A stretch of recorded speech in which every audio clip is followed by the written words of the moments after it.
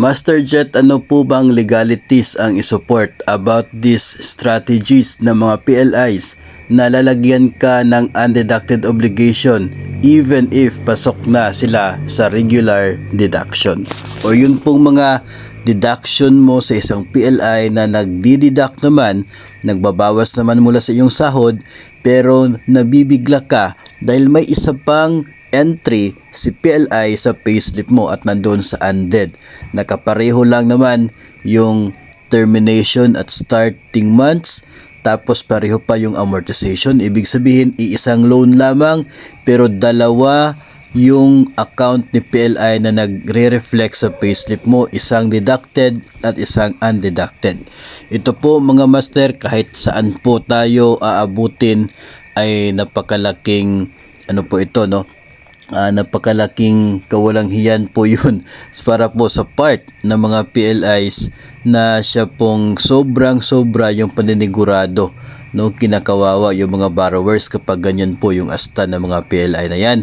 Kasi unang-una ay hindi po pwede na dalawang billing yung kanila pong ibibigay sa iyo or sa PSU ninyo for you sa iisang loan lamang, Isang loan lamang yon, one deduction, one entry lamang sila dapat sa payslip.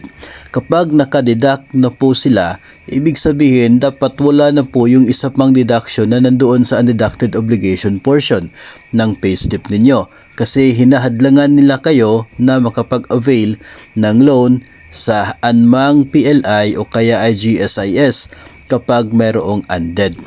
Kasi by policy, kapag meron kang undeducted obligation, ikaw ay hindi sapat ang net take home pay mo para bayaran ang lahat ng inutang mo through your salary. So parang insufficient yung maging net take home pay mo, in which yung nakasaad naman doon na undead ay supposedly dapat wala. So in short, ay hinahadlangan ka ni PLI na makapag-avail ng loan saan man po, PLI man or GSIS. Tandaan po natin na yung pagdideduct ng amortization ng mga bangko ay naka-in order po yan kung kailan ni-release yung loan.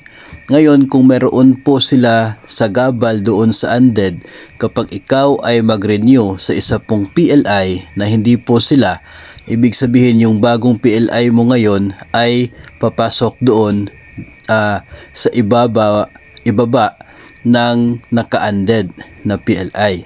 So yung tendency niyan ay yung nauna, yung double amortization, double deduction ay pwedeng papasok sa deducted portion, dulot po ng pagkatanggal ng nirenew po ninyo. So which is sadyang hindi po talaga pwede.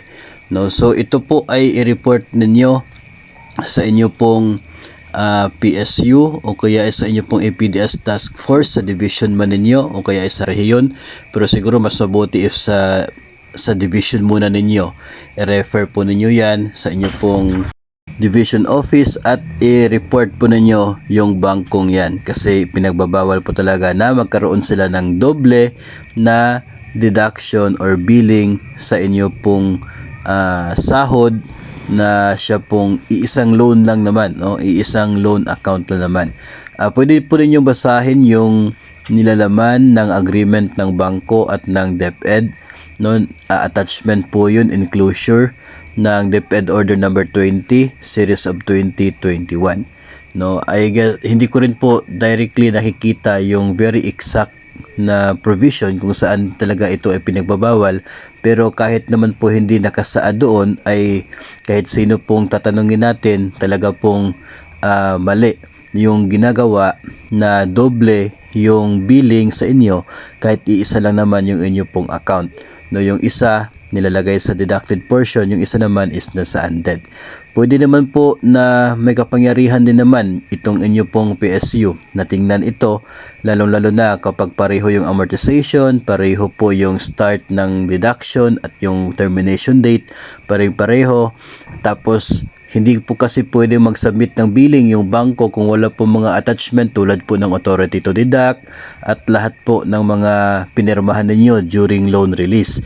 So makikita po yan kung pareho yung lahat ng attachments, ibig sabihin iisang loan lamang yung nangyayari tapos doble yung billing. So talaga pong hindi pwede kapag ganun po yung strategy ng inyo pong PLI.